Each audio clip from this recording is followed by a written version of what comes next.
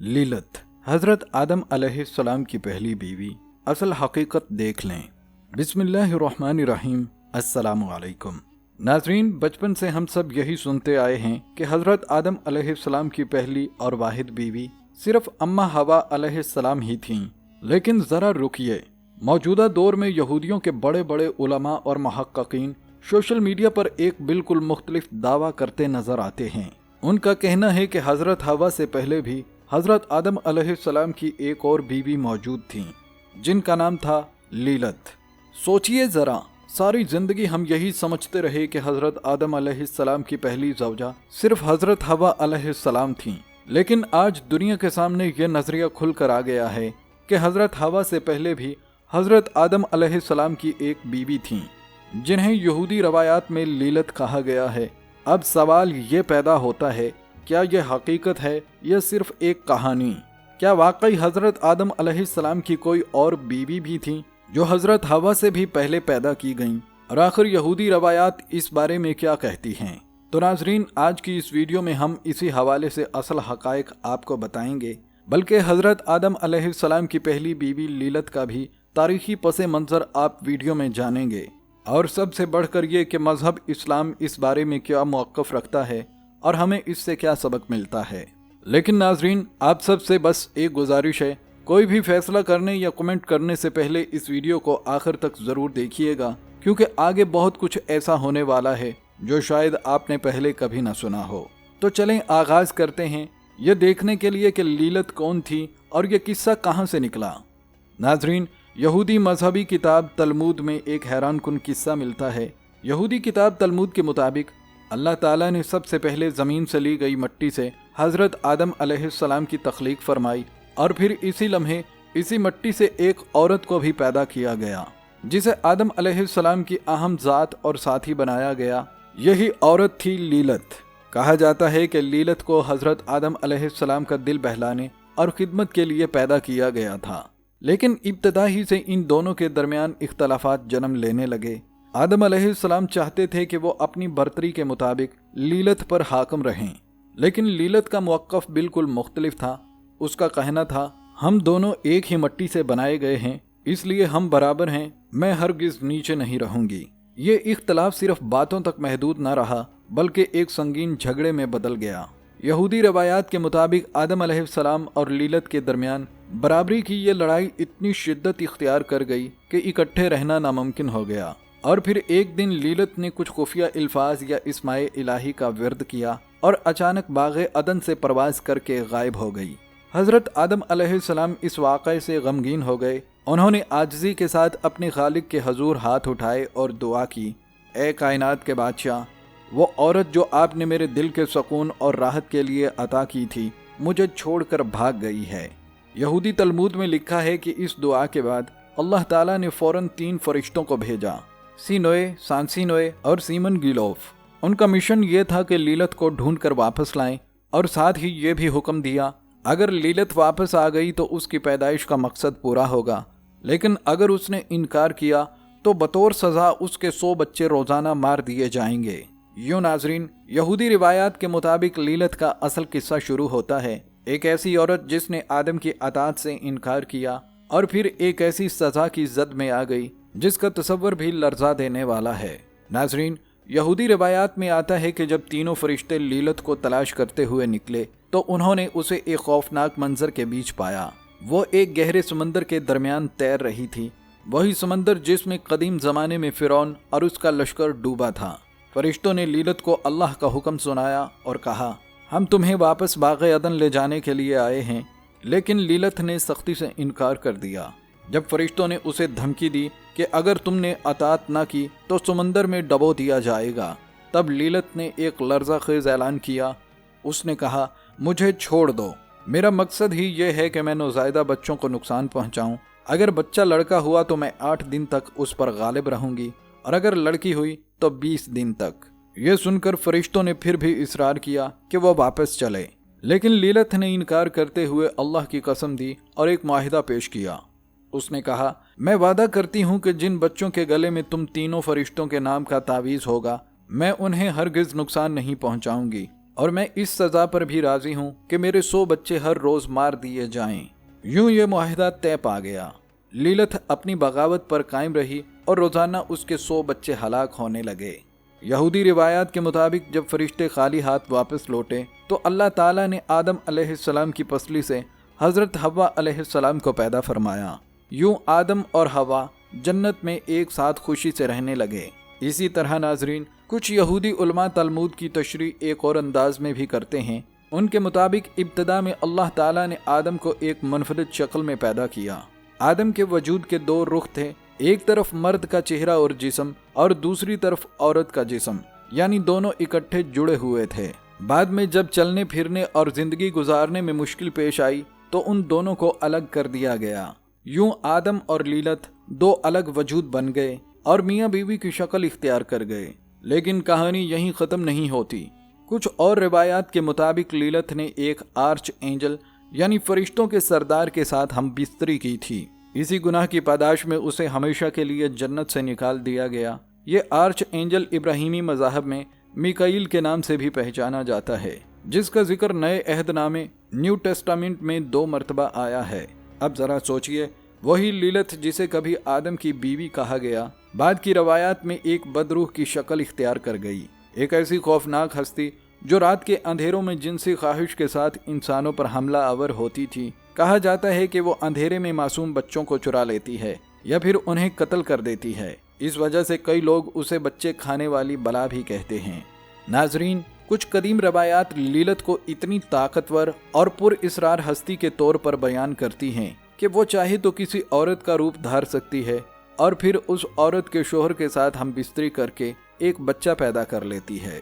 اسی طرح بعض روایات میں بتایا گیا ہے کہ وہ مرد کا روپ دھار کر کسی کی بیوی کے قریب جاتی ہے اور یوں بغیر باپ کے بچے کو جنم دے دیتی ہے۔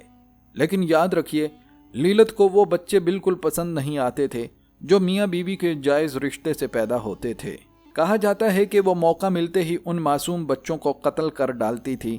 اسی خوف کی وجہ سے صدیوں تک لوگ اپنے نوزائیدہ بچوں کی حفاظت کے لیے خاص تعویذ باندھتے رہے۔ ان تعویذوں پر 3 فرشتوں کے نام لکھے ہوتے تھے، سینوئے، ساسینوئے اور سیمن گلوف۔ ان کے بارے میں عقیدہ یہ تھا کہ یہ تعویذ نہ صرف بچوں کو بیماریوں اور لیلت کے وار سے بچاتے تھے، بلکہ بڑوں کو بھی بری عادتوں اور ممنوعہ جنسی عمل سے محفوظ رکھتے تھے۔ اور صرف یہودی ہی نہیں بلکہ عیسائی نوجوان بھی لیلت کے خوف سے کئی عجیب رسمیں اپناتے تھے۔ کچھ اپنی نیند کے وقت ایک ہاتھ اپنے جسم پر باندھ کر اور دوسرا ہاتھ صلیب پر رکھ کر سویا کرتے، تاکہ کہیں رات کے اندھیرے میں لیلت ان پر حملہ آور ہو کر ان کے ساتھ ہم بستری نہ کر لے۔ انہیں یقین تھا کہ اگر ایسا ہوا تو دنیا میں مزید شیاطین پیدا ہو جائیں گے۔ دوسری طرف جنت میں اللہ نے حضرت آدم علیہ السلام کو سختی کے ساتھ یہ حکم دیا تھا کہ وہ جنت کی ہر نعمت سے فائدہ اٹھا سکتے ہیں، لیکن ایک مخصوص درخت کے پھل کے قریب نہیں جانا۔ اگر وہ اس کا پھل کھا لیں گے تو سخت ترین سزا بھگتنا پڑے گی۔ یہ حکم اللہ نے براہ راست آدم کو دیا تھا اور پھر آدم نے یہ حکم اماں حوا کو بتایا۔ کچھ پرانی روایات میں آتا ہے کہ جب لیلت کو جنت سے نکالا گیا تو وہ غصے، حسد اور انتقام میں جل رہی تھی۔ اس کے دل میں یہ آگ بھری ہوئی تھی کہ جس طرح وہ محروم اور رسوا ہوئی، اسی طرح آدم اور حوا کو بھی سکون اور نعمتوں سے محروم ہونا چاہیے۔ اسی منصوبے کے تحت اس نے ایک سانپ کا روپ اختیار کیا۔ سانپ کو ان روایات میں نہایت فصیح و بلیغ زبان والا، چالاک اور چال باز مخلوق قرار دیا گیا ہے۔ سانپ نے حوا کے پاس جا کر مکارانہ لہجے میں کہا کہ اگر تم اس ممنوعہ درخت کا پھل کھا لو تو تم کبھی نہیں مرو گی، بلکہ ہمیشہ کے لیے زندہ رہو گی اور فرشتوں کی طرح طاقت اور علم حاصل کر لو گی۔ حوا پہلے تو ہچکچائی، لیکن لیلت کی سرگوشیوں اور سانپ کے جھانسوں میں آ کر اس کے دل میں شدید خواہش جاگی۔ آخر اس نے پھل توڑ کر کھا لیا۔ پھل کھاتے ہی حوا کی حالت بگڑنے لگی۔ اسے ایسا محسوس ہوا جیسے زندگی لبوں پر آ گئی ہو اور موت سامنے کھڑی ہو۔ وہ گھبرا گئی اور دل ہی دل میں سوچنے لگی، اگر میں مر گئی تو آدم دوسری بیوی لے آئیں گے اور میں ہمیشہ کے لیے بھلا دی جاؤں گی۔ اس خیال نے اسے اور بھی پریشان کر دیا۔ چنانچہ اس نے فیصلہ کیا کہ آدم کو بھی یہ پھل کھلا دے تاکہ دونوں کا انجام ایک جیسا ہو۔ وہ مکر و فریب سے آدم کے پاس گئی، میٹھی باتوں اور محبت کے پردے میں اسے بہلایا اور آخرکار آدم کو بھی وہ پھل کھلا دیا۔ اس کے بعد دونوں پر ایک دم اللہ کا غضب نازل ہوا۔ فرشتوں نے اعلان کیا کہ تم دونوں نے نافرمانی کی ہے، اب تمہیں جنت میں رہنے کا حق نہیں رہا۔ یوں دونوں کو جنت سے نکال کر زمین پر پھینک دیا گیا۔ مگر سزا صرف اتنی نہیں تھی، انہیں الگ الگ حصوں میں اتارا گیا۔ بعض روایات میں کہا گیا ہے کہ آدم اور حوا کو ایک دوسرے سے 130 سال تک جدائی برداشت کرنا پڑی۔ یہودی کتابوں میں یہ بھی ذکر ہے کہ اس طویل جدائی کے دوران آدم اور حوا بدروحوں اور جناتی مخلوقات کے ساتھ تعلقات رکھتے رہے۔ ان بدروحوں سے پیدا ہونے والی اولادیں شیطانی نسل کہلائیں۔ مخصوص عرصے کے بعد جب آدم اور حوا دوبارہ ملے تو ان سے پہلا بیٹا سیٹھ پیدا ہوا جو بعد کی نسلوں کا جد بنا، پھر بیٹی ایزورا، اس کے بعد بیٹا قابیل اور بیٹی آوان، پھر بیٹا حابیل اور بیٹی اقلیمہ پیدا ہوئے۔ ان روایتوں کے مطابق جب یہ سب بڑے ہوئے تو انہیں آپس میں جوڑوں کے حساب سے بیاہ دیا گیا تاکہ انسانی نسل آگے بڑھ سکے۔ یوں شروع کی انسانیت نے بہن بھائیوں کی آپس کی شادیوں کے ذریعے اپنی نسل کو آگے بڑھایا۔ ناظرین، یہ سب قصے کہانیاں دراصل یہودی روایات اور ان کی مذہبی کتاب تلمود میں پائی جانے والی خرافات ہیں۔ ان میں مقدس ہستیوں حضرت آدم اور حضرت حوا علیہ السلام بلکہ پوری انسانی نسل پر جھوٹے الزامات اور بے بنیاد باتیں گھڑ دی گئی ہیں۔ ذرا غور کریں کہ کس قدر بیہودہ انداز میں انبیاء علیہ السلام اور ان کے ازواج مطہرات کو گناہوں اور شیطانی اعمال سے جوڑا گیا ہے۔ یہ سب محض بدبخت یہودیوں کی اپنی گھڑی ہوئی داستانیں ہیں جن کا حقیقت سے کوئی تعلق نہیں۔ انہوں نے اپنی کتابوں میں مقدس ترین شخصیات پر جھوٹے بہتان باندھ کر ان کی عظمت کو مجروح کرنے کی ناپاک کوشش کی ہے۔ ناظرین، اسلامی تعلیمات کے مطابق حضرت آدم علیہ السلام اللہ کے پہلے نبی اور انسان تھے جنہیں براہ راست مٹی سے پیدا کیا گیا۔ اللہ تعالیٰ نے ان کی تخلیق کے بعد ان میں اپنی روح پھونکی اور فرشتوں کو حکم دیا کہ وہ آدم علیہ السلام کے سامنے سجدہ کریں۔ سب فرشتوں نے سجدہ کیا سوائے ابلیس کے، جس نے تکبر اور غرور کی وجہ سے انکار کیا۔ یہی انکار اس کے ہمیشہ کے لیے مردود ہونے کا سبب بنا۔ اللہ تعالیٰ نے حضرت آدم علیہ السلام کو جنت میں جگہ عطا فرمائی اور ان کی تسکین قلب کے لیے حضرت حوا علیہ السلام کو پیدا کیا جو آدم علیہ السلام کی پسلی سے بنائی گئیں۔ دونوں میاں بیوی جنت میں آزادانہ رہتے تھے اور اللہ تعالیٰ نے ان پر بے شمار نعمتیں حلال کیں۔ صرف ایک درخت کے قریب جانے سے منع کیا گیا تھا۔ شیطان نے حسد اور کینہ کی وجہ سے ان کو بہکانے کی کوشش کی اور حوا علیہ السلام کو یہ یقین دلانے کی کوشش کی کہ فلاں درخت کا پھل کھانے سے وہ ہمیشہ جنت میں رہیں گے اور موت سے محفوظ ہو جائیں گے۔ بہکاوے میں آ کر دونوں نے اس درخت کا پھل کھا لیا اور اس عمل کے نتیجے میں اللہ تعالیٰ نے انہیں تنبیہ کی اور دنیا میں اتار دیا، لیکن ساتھ ہی یہ بھی اعلان کیا کہ زمین پر انہیں خلافت عطا کی جائے گی اور نسل انسانی کا آغاز اسی دن سے ہوگا۔ اسلامی عقیدے کے مطابق یہ واقعہ کسی شیطانی عورت یا کسی دوسری بیوی کی وجہ سے پیش نہیں آیا، بلکہ یہ محض شیطان کے دھوکے کا نتیجہ تھا۔ قرآن کریم واضح طور پر بیان کرتا ہے کہ حضرت آدم علیہ السلام اور حضرت حوا علیہ السلام نے اللہ تعالیٰ سے معافی مانگی اور اللہ نے ان کی توبہ قبول کر لی۔ جب حضرت آدم علیہ السلام اور حضرت حوا علیہ السلام دنیا میں تشریف لائے تو اللہ تعالیٰ نے ان کے ہاں اولاد عطا فرمائی۔ اسلامی روایات کے مطابق ہر بار حضرت حوا کے بطن سے ایک بیٹا اور ایک بیٹی پیدا ہوتے تھے۔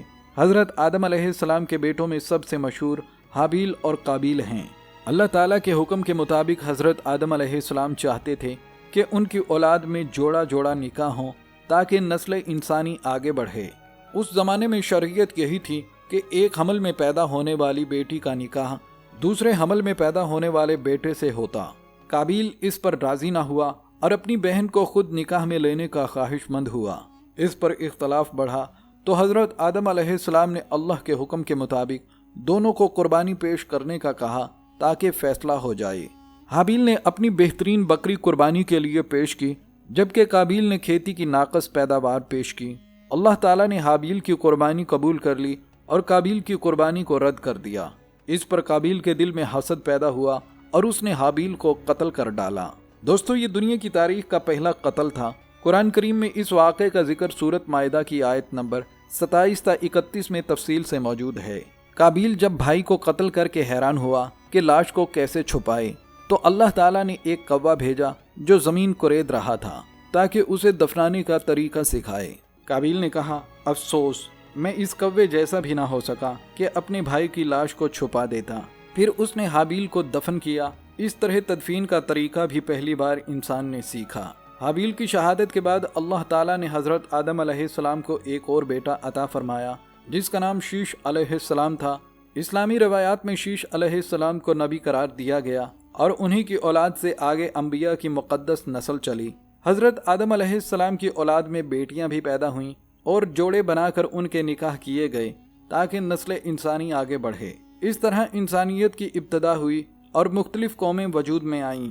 इस तरह इस्लाम में हज़रत आदम अलैहिस्सलाम और हज़रत हवा अलैहिस्सलाम की हस्तियों को मुक़द्दस माना जाता है और उन पर किसी किस्म की बदकारी या शैतानी ताल्लुकात का इल्ज़ाम कतन नहीं है, जैसा कि यहूदी या गैर इस्लामी रवायात में पाया जाता है। नाजरीन, ये भी काबिल गौर है कि कदीम यहूदी और ईसाई रवायात ने लीलत के तस्वुर को पुरइसरार और खौफनाक रंग देकर फैलाया। कुरान वस्ता के यूरोप में उसे एक रात की जिननी या ऐसी औरत के तौर पर पेश किया गया जो नौ मौलूद बच्चों और ज़िचगी के वक्त औरतों को नुकसान पहुंचाती है। और यूं लोक कहानियों और जादू टोने में लीलत को आसेब और नहुसत की अलामत बना दिया गया। लेकिन वक्त के साथ जैसे जैसे मगरबी मुआशरे जिद्दत और सेकुलर ख्यालात की तरफ बढ़े, उसी लीलत को एक बिल्कुल नए रूप में ढाल दिया गया। अब वो डरावनी और शैतानी औरत की बजाय आज़ादी और बगावत की नुमाइंदा बन गई है। 20वीं सदी के फेमिनिस्ट नज़रियात और नफ्सियाती मकातबे फ़िक्र ने इसे एक आर्कीटाइप करार दिया है जो उस औरत की अलामत है जो मर्द की बर्तरी को मुस्तरद करके अपनी राह खुद मुतय्यन करती है। इसी बिना पर मगरबी अदब और फ़नून में लीलत को पहली आज़ाद औरत के तौर पर नुमायां किया गया, जो रिवायत शिकनी और समाजी जबर के खिलाफ बगावत की अलामत समझी जाने लगी। यूं लीलत एक ऐसा किरदार बन गई जिसे वक्त और हालात ने कभी खौफ की अलामत बनाया, कभी पुरइसरार ताकतों का इस्तारा और कभी आज़ादी और खुद मुख्तारी की नुमाइंदा। नाजरीन, कई मशहूर बॉलीवुड सीरीज़ और फिल्मों में लीलत को रात की मलका या अंधेरे की देवी के तौर पर पेश किया गया है जो इंसानी ख्वाहिशात और खौफ पर काबू रखती है। हत्ता कि कुछ वीडियो गेम्स और ग्राफिक नावल्स में भी लीलत को एक सुपर पावर रखने वाले किरदार के तौर पर शामिल किया गया है जो दुश्मनों को शिकस्त देने या अपनी आज़ादी के लिए लड़ने वाली औरत की अलामत होती है। इसी तरह मगरबी मौसीकी और फ़नून में भी लीलत का नाम बार बार सामने आता है और 1990 की दिहाई में लीलत फेयर नामी एक म्यूज़िक फेस्टिवल भी मुनक़िद हुआ जो औरतों के फ़न और खुद मुख्तारी को उजागर करने के लिए वक्फ था। यह सब इस बात का सबूत है कि लीलत का किरदार आज भी लोगों की तख़य्युल और सकाफ़त में ज़िंदा है, चाहे वो खौफ की सूरत में हो या आज़ादी की अलामत के तौर पर। और नाजरीन, अगर हम नफ्सियात के ज़ाविये से देखें तो लीलत का किरदार एक बिल्कुल अलग ही रुख इख्तियार करता है। मशहूर माहिर नफ्सियात कार्ल योंग के मुताबिक इंसानी जहन में कुछ आर्कीटाइप्स या याददाश्त के आलमी नमूने मौजूद होते हैं जो नस्ल दर नस्ल चलते हैं। इन्हीं में से एक शैडो फेमिनाइन या औरत का पोशीदा पहलू भी है जिसे कई माहिरीन ने लीलत से जोड़ा है। इस जाविये के मुताबिक लीलत उस औरत की नुमाइंदगी करती है जो अंदर से बागी, खुद मुख्तार और अपनी ख्वाहिशात को दबाने की बजाय उनका सामना करती है। बाज़ नफ्सियाती मकातबे फ़िक्र ये भी कहते हैं कि लीलत इंसान के उस अंधेरे हिस्से की अलामत है जिसे अक्सर मुआशरा दबाने की कोशिश करता है, लेकिन वो लाशऊर में मौजूद रहता है। यही वजह है कि जदीद फेमिनिस्ट और नफ्सियाती नज़रियात में लीलत को एक ऐसा आर्कीटाइप माना गया है जो औरत की ताकत, आज़ादी और बगावत के लाशऊरी पहलू को जाहिर करता है। यूं लीलत महज एक कहानी या अफसानवी किरदार नहीं बल्कि नफ्सियात में भी एक गहरी अलामत के तौर पर जिंदा है जो ये सवाल पैदा करती है कि इंसान किस हद तक अपनी असल जबिल्लतों और ख्वाहिशात को कबूल करता है और कहाँ उनसे खौफ खाता है। नाजरीन, अगर हम अदब और फ़नून का मुताला करें तो लीलत वहाँ भी एक ताकतवर और पुरइसरार किरदार के तौर पर नुमायां नज़र आती है। कुरान वस्ता से लेकर जदीद दौर तक कई मुसव्विरों और अदीबों ने लीलत को अपनी तख़य्युलात का हिस्सा बनाया। मशहूर अंग्रेज़ शायर डांटे गैब्रियल रोज़ेटी ने 19वीं सदी में अपनी नज़म लेडी लीलत में उसे एक हसीन मगर ख़तरनाक औरत के रूप में पेश किया जो अपनी खूबसूरती के ज़रिए मर्दों को महसूर करके उन पर काबू पा लेती है। इसी तरह मशहूर मुसव्विर जॉन कोलियर ने लीलत की ऐसी तस्वीरें बनाई जिनमें वो एक दिलकश मगर पुरइसरार औरत दिखाई देती है जिसके गिर्द सांप लिपटे होते हैं। फनकारों और अदीबों ने लीलत को कभी हुस्न और इश्क की देवी के तौर पर दिखाया तो कभी एक ड्राउनी जननी की सूरत में। जदीद अदब में भी वो आज़ाद औरत और मर्दों को चैलेंज करने वाली कुव्वत के तौर पर नजर आती है। यूं लीलत का तस्वर सिर्फ मजहबी या नफ्सियाती बहस तक महदूद नहीं रहा, बल्कि मुसव्वरी, शायरी और दास्तान गोई में भी ये किरदार बार बार जिंदा किया गया है। बहरहाल नाजरीन, हकीकत यही है कि लीलत का किस्सा दरअसल यहूदियों की घड़ी हुई रिवायात का हिस्सा है, जिन्हें उन्होंने अंबिया कराम की अजीम हस्तियों को मुतनाज़े बनाने के लिए इस्तेमाल किया। ये उनका पुराना तरीका रहा है कि वो अंबिया और उनके अहले खाना पर झूठे किस्से तराशते ताकि असल हकीकत को धुंधला सकें। लेकिन हमारा ईमान ये कहता है कि अंबिया और उनके अहले खाना पाकीज़ा और मासूम हस्तियां हैं। मुसलमान होने के नाते हमारा फ़र्ज़ है कि हम सिर्फ कुरान और सुन्नत को अपनी बुनियाद बनाएं और ऐसी झूठी रवायात से हमेशा दूर रहें। याद रखिए, हक और बातिल का फ़र्क सिर्फ इल्म और ईमान की रोशनी में पहचाना जा सकता है। दुआ भी कीजिए कि अल्लाह ताला हमें सच्चाई को कबूल करने, बातिल को रद्द करने और दीन पर मजबूती से कायम रहने की तौफीक अता फरमाए। आमीन या रब्बुल आलमीन। प्यारे दोस्तों, अगर आपको हमारी आज की वीडियो पसंद आई हो तो इसे लाइक ज़रूर कीजिएगा और इस वीडियो को अपने दोस्त अहबाब के साथ भी शेयर कीजिए ताकि वो भी इस इल्म और मालूमात से फ़ायदा उठा सकें। और हाँ, कमेंट सेक्शन में अपनी कीमती राय और ख्यालात का इजहार ज़रूर कीजिएगा। हमें आपकी आरा जानकर बेहद खुशी होगी। इसी के साथ मुझे दीजिए इजाज़त। मिलते हैं अगली आने वाली नई वीडियो में। तब तक के लिए अल्लाह हम सब का हाफिज़ व निगहबान हो।